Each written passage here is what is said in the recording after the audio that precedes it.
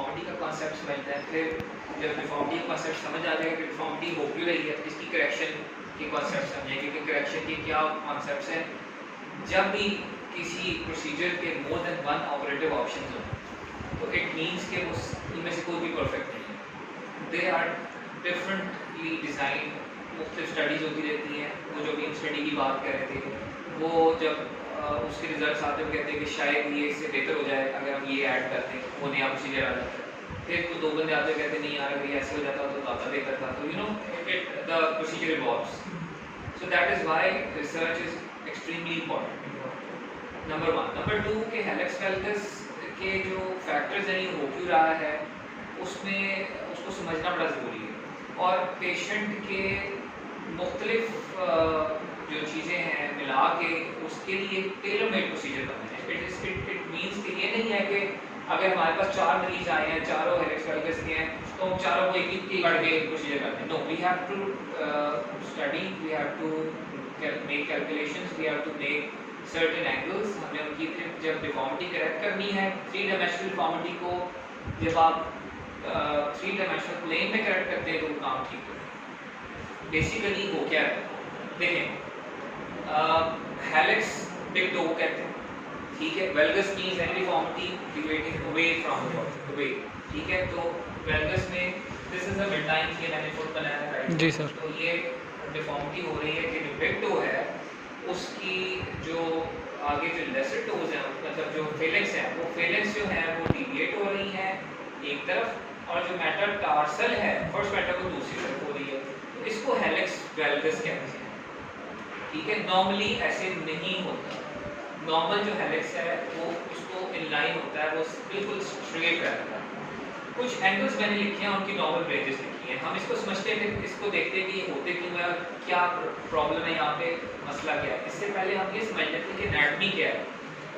देखो, this is a classical condyloid joint है। इसमें एक कॉन्केव सरफेस है, एक कॉन्वेक्स सरफेस है, साइनोवियल जॉइंट है, साइनोवियल मेम्ब्रेन ने कवर किया हुआ है। फिर इसके कुछ स्ट्रक्चर्स ऊपर हैं, कुछ स्ट्रक्चर्स नीचे हैं, ठीक है। अगर हम इसको ड्रॉ करने की कोशिश करें तो हम इसका क्रॉस सेक्शन लेंगे, okay. Let's suppose this is a cross section. तो ऊपर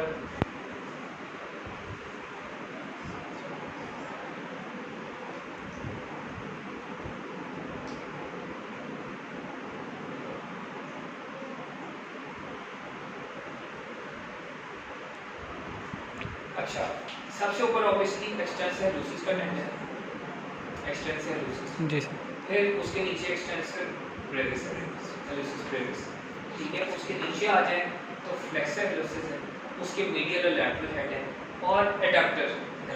एडक्टर के 2 हेड होते हैं, एक ऑब्लिक है और एक ट्रांसवर्स है, ठीक है।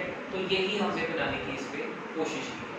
अब हो क्या रहा है कि विद पैसेज ऑफ टाइम जो बिग टो है इसमें 3 डायमेंशनल डिफॉर्मिटी बन रही है, यानी कि ये एक दिन में मूव नहीं कर रहा। ये जो इसके स्ट्रक्चर्स हैं जो ऊपर हैं, ये इसको बेसिकली प्रोनेट नहीं कर रहे हैं, तो वो ना सिर्फ वेल्गस में जा रहा है बल्कि प्रोनेट हो रहा है, ठीक है। तो ये जो डिफॉर्मिंग फोर्सेस हैं, इवेंचुअली क्या होता है, हर चीज़ अल्लाह ताला ने सिमेट्री में बनाई है। So whenever a deformity occurs, what will happen कि जो मीडियल स्ट्रक्चर होंगे वो एटीन्यूएट हो जाएंगे। What is attenuation? Weakening. Weakening, उसकी फोर्स खत्म हो जाती है, जी सर। ठीक है, वो एटीन्यूएट हो जाता है। यानी मीडियल साइड पे उसके कैप्सूल है, उसके जो भी लिगामेंट्स हैं वो दे आर ऑल लूज, ठीक है। और जो लैटरल साइड है वो कॉन्ट्रैक्ट हो जाएगा, बिल्कुल वैसे ही जैसे हमने नी पढ़ा था। तो हमने कहा था कि यार नी के एक साइड जो है वो लूज हो गई, एक साइड कॉन्ट्रैक्टेड हो गई, ठीक है। तो वो सारी डिफॉर्मिटी, अब ये वर्सन होता जाएगा टू एन एक्सटेंट कि पेशेंट के लिए डेली एक्टिविटीज इफेक्ट हो। याद रखें, हेलिक्स वेल्गस को करेक्ट करना कॉस्मेटिकल ग्राउंड के ऊपर इज नॉट इंडिकेटेड। क्या बोला मैंने? कि अगर एक मरीज कहता है मुझे देखने में अच्छा नहीं लग रहा पैर, तो उसे कोई टेंशन नहीं। इनिशियल क्या हल होता है कि आप जो है पेशेंट को वाइड टो बॉक्स अप्लाई कराते हैं, स्पेसर्स एडवाइस करते हैं, स्प्लिंट्स एडवाइस करते हैं, मॉडिफिकेशन शूज की एडवाइस करते हैं। अगर उससे काम बनता है वेल एंड गुड, ठीक है। मेटाटार्सल बार्स एडवाइस कर देते हैं, नहीं बनता और पेन होता है patient, pain is the only indication, याद रखिए। अगर पेशेंट को पेन नहीं है, देयर इज नो इंडिकेशन। ठीक है, एक तो बात क्लियर होगी। अगली बात कि अब हो क्या रहा है कि कुछ एंगल्स हैं, ये बिल्कुल मैथमेटिकल इक्वेशन है। हेलिक्स वेल्गस वाहिद मतलब फील्ड है ऑर्थोपेडिक्स में, ऐसे और भी कुछ जगह हैं, लेकिन उनमें फिक्स्ड एंगल की बेस पे आपने रहना है।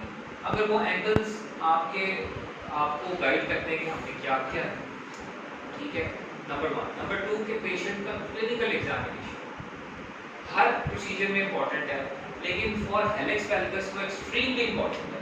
पेशेंट स्टैंड कैसे कर रहा है, पेशेंट का फोरफुट कैसा है, मिडफुट कैसा है, उसमें कोई हाइपरलैक्सिटी की तो नहीं है जहाँ पे आपका जो मेटाटार्सो और आपका मिडफुट का जॉइंट है यूनिफॉर्म, और ये इसका जो जॉइंट बना है उसमें कोई हाइपरलैक्सिटी तो नहीं है।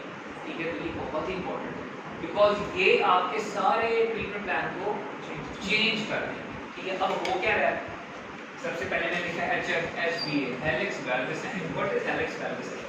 हेलिक्स वेल्गस एंगल ये कि देखो मैं मुख्तलिफ नोट्स लगा रहा हूँ, ठीक है, और मैं इस पर लाइन ड्रॉ कर रहा हूँ, ठीक है, और एक मैं लाइन ड्रॉ कर रहा हूँ।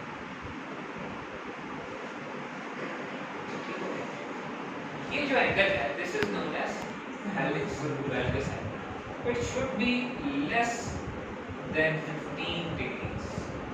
तो अगर ये इससे बढ़ गया तो काम खराब हो गया। ठीक है,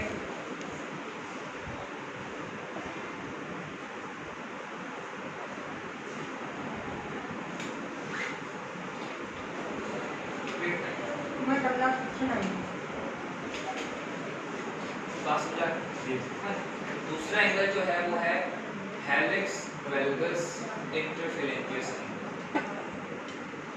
दोनों में क्या फर्क है?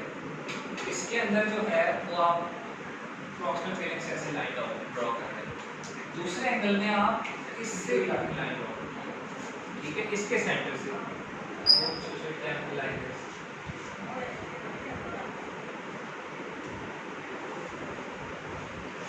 समझ आ गई? हेलिक्स एंगल हेलिक्स वेल्गस इंटरफेरेंशियल है, और ये भी 10 से कम होना चाहिए। हेलिक्स वेल्गस इंटरफेरेंशियल है, तुमने साबित नहीं किया था। चलो अगला एंगल है जी इंटरमेटाटार्सल एंगल। इंटरमेटाटार्सल एंगल भी एक्सट्रीमली इंपॉर्टेंट। ठीक है, ये क्या है, फर्स्ट और सेकंड इसके हम इसकी लाइन ड्रॉ करें तो ये सॉरी अगर मैं अपनी लाइन की हो जाए, ये ऐसे आ रही है, ये लाइन पीछे आके ऐसे आ रही है।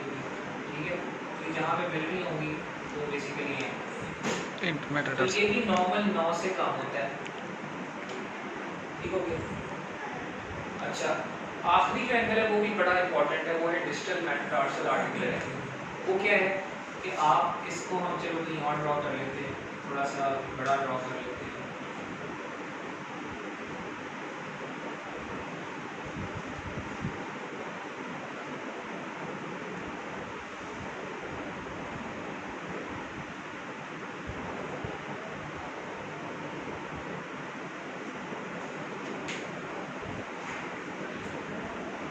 बेसिकली हमने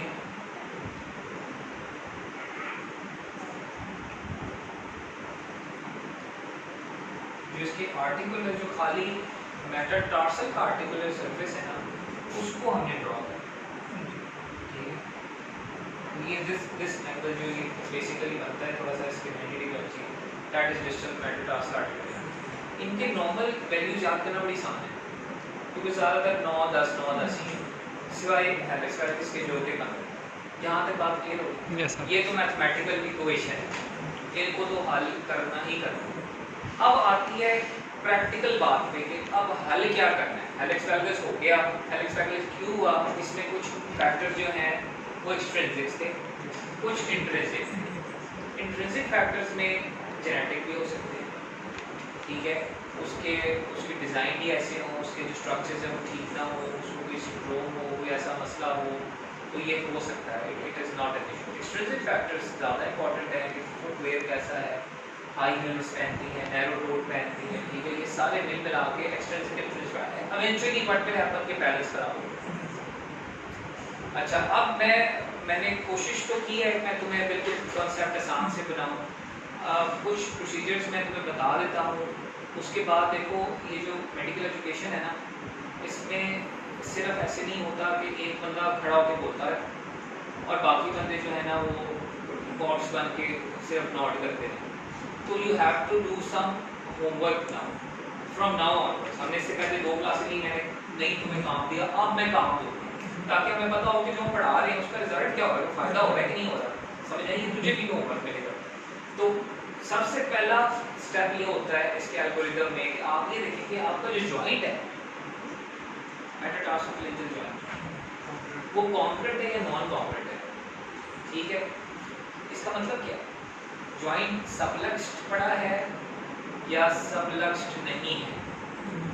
इसकी कॉन्वेंसी कैसे डिफाइन करते हैं? बड़ा आसान, बस ये भी हम उठने लगे था। इसकी कॉन्वेंसी ऐसे डिफाइन करते हैं, आप इसके पॉइंट्स लें और इसके पॉइंट्स लें, मतलब तो ये कोइंसाइड कर रहे हैं तो ये कॉन्क्रीट जॉइंट। भले वैल्गस में क्या था, कोई टेंशन नहीं, समझा गया। अगर नहीं गया हुआ, फॉर एग्जांपल ये इसके बजाय ये ऐसे हो गया और सिवियर डिफॉर्मिटी में ऐसे हो जाता, यानी कि सिर्फ ड्राइंग भी हो जाए ऐसे सिवियर डिफॉर्मिटी में ऐसे हो जाता है जैसे, तो ये नॉन कॉन्क्रीट हो गया, ये नॉन कॉन्क्रीट हो गया। तो पहला तो बिल्कुल आप कह रहे हो डिकोडिंग फार्मूला क्या है कि मरीज को जो भी है, आप पहली चीज ये देखिए कि जॉइंट कॉन्ग्रुएंट है। अगर तो जॉइंट कॉन्ग्रुएंट नहीं है तो आपको कंबाइंड प्रोसीजर्स करना है। आपको सॉफ्ट टिश्यू प्रोसीजर्स भी करने और बोनी प्रोसीजर्स भी करने। ठीक है, अगर जॉइंट कॉन्ग्रुएंट है तो नॉर्मली एक आधे प्रोसीजर से काम चल सकता है, इतने ज़्यादा एकदम खराब नहीं, तो एक आधे प्रोसीजर से ठीक है काम चल सकता है, यानी कि आइदर बोनी और सॉफ्ट। यहाँ पे पहले क्लास आ गया, यहाँ पे विद और विदाउट आ गया पहली बात। अच्छा, अब जो सॉफ्ट टिश्यू प्रोसीजर्स हैं, मैंने हमेशा मैं तुम्हें आसान करने की कोशिश करता हूँ। सॉफ्ट टिश्यू प्रोसीजर्स जाहिर डिफॉर्मिटी होगी तो उसके दोनों कंपोनेंट है, बोनी भी सॉफ्ट टिश्यूज में। तो पहली कोशिश होती है सॉफ्ट टिश्यू को करांगे। सॉफ्ट टिश्यूज पे इस साइड पे क्या है? कैप्सूल है, ठीक है। इस साइड पे मैंने तुम्हें बताया था कि जो आपका लैटरल सेसामाइड है उस पे दोनों हेड अटैच हुए हैं, उधर से प्लांटर प्लेट अटैच हुई है, कैप्सूल अटैच हुआ है, ठीक है। मैंने कैम्बल की गलती मुझे मिली, मैंने सोचा कैम्बल को लिख के भेजते हैं, तो मैंने कहा नहीं बिलाल से लिखवाऊंगा ताकि बिलाल कहेंगे अच्छा काम। कैम्बल ने गलती ये की हुई है कि उसने लिखा है कि जो मॉडिफाइड मैक्राइड है ना, उसमें सेसामाइड ऐड नहीं करनी। ये कैम्बल ने लिखा है कि नहीं करनी, तो कैम्बल की गलती है। So you have to identify, और अगर आप लिख के भेजे ना उसको तो आपका नाम भी आ जाएगा। अब मेरे पास टाइम नहीं है तो तेरे पास टाइम है तो लिख दे। तो बेसिकली पहले क्या करते थे कि इसको सारे को निकाल देते थे सब स्ट्रक्चर्स को, ठीक है। फिर उन्होंने कहा नहीं निकालने की जरूरत नहीं, खाली इन स्ट्रक्चर्स को रिलीज कर दें तो भी काफी, ठीक है।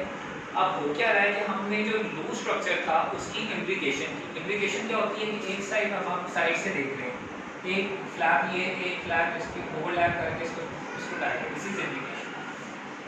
एक लेवल पे नहीं, लूज है ना, तो या तो आप उतरे कैप्सूल को काट दें, रेक्टिकल इंसिजन देके काट दें, फिर तो एक लेवल पे करें। अगर नहीं काटना तो जैसे अपनी ठीक हो गया लाइगेशन, तो हम उसको लाइगेट करते हैं। दूसरा ऑब्वियसली जब ये यहाँ पे निकलता है तो उसकी मीडियल एमिनेंस बढ़ जाती है, मीडियल एमिनेंस बढ़ जाती है।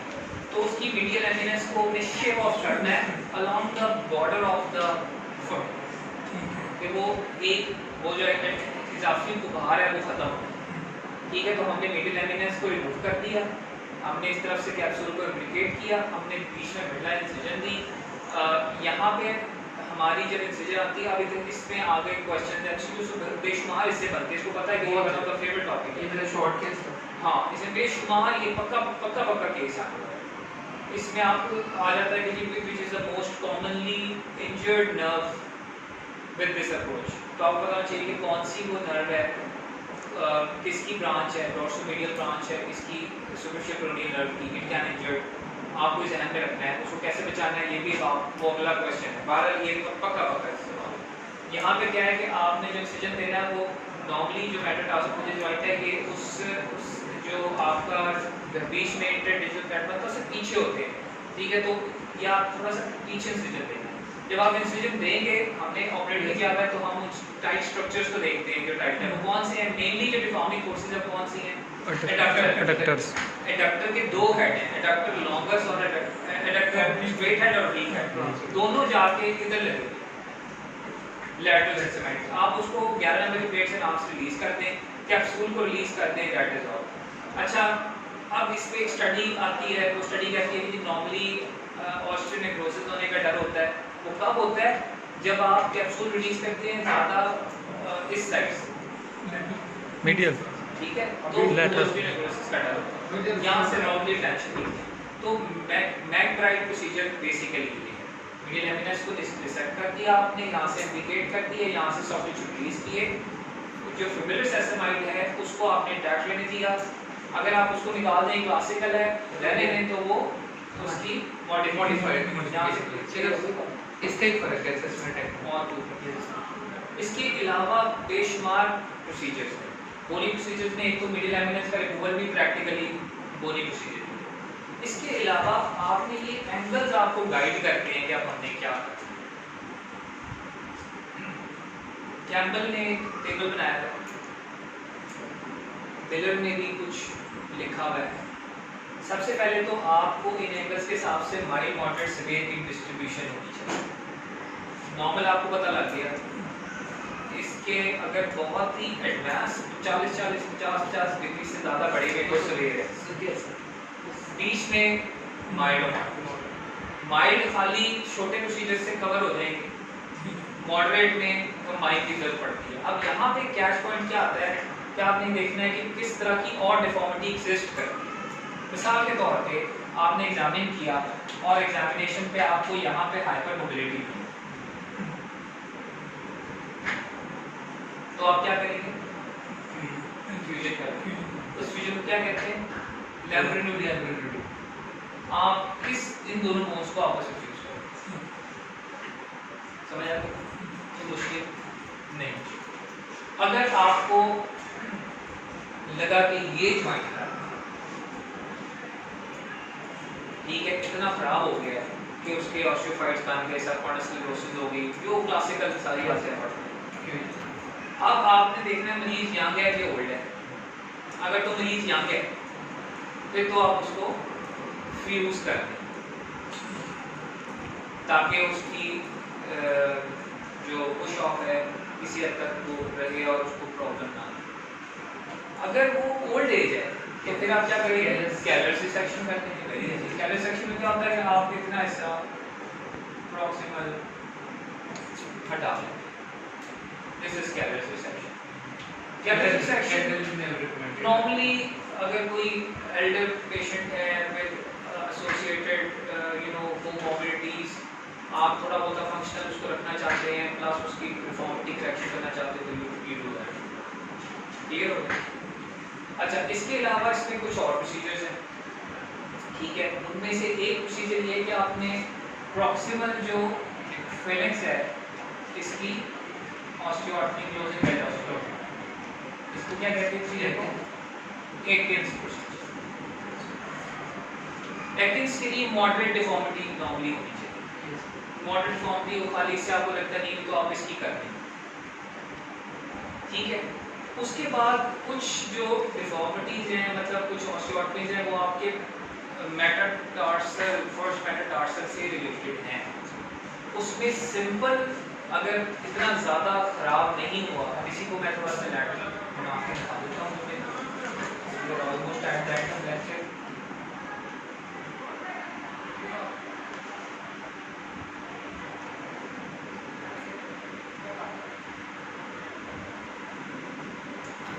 तो अगर ज़्यादा तो खराब नहीं है तो हम शेवरॉन ऑस्टियोटॉमी वो एक दफ़ा ये करना भी चाहता था, बड़ा एंथुसियास्टिक हो गया सर शेवरॉन करना। असल वो सॉफ्ट टिश्यू रिलीज से ही हमारा तो हाँ, शेवरॉन ऑस्टियोटॉमी में क्या हुआ कि हमने एक तरह का जो है ना, अगर हम इसको इसी को हम यहाँ से देख रहे हैं तो सब सपोज करो कि हमने ये ऑस्टियोटॉमी कर दी, अब हम इसी को थोड़ा सा 2 mm तक स्लाइड कर दें, कोई टेंशन नहीं,